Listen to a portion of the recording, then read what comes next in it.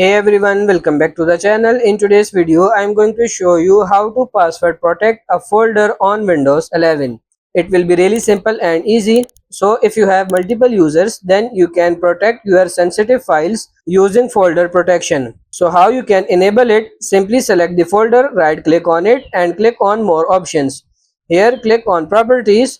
Now click on advanced option and select encrypt content to secure data. Then click on OK.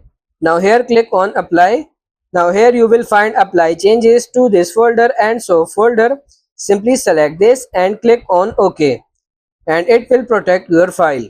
You have to wait a little bit. After that click on this OK and here you can see here we have a lock icon on the folder and files. This feature is only helpful if you have multiple users and you want to protect your sensitive file from another user. Whenever another user log into your computer, if they try to access this folder, they have to enter your account password to access the files and folders. So that's pretty much it for this video. That's how to password protect a folder on Windows 11. I hope this video was helpful. If it is, like it and subscribe to the channel. Thank you.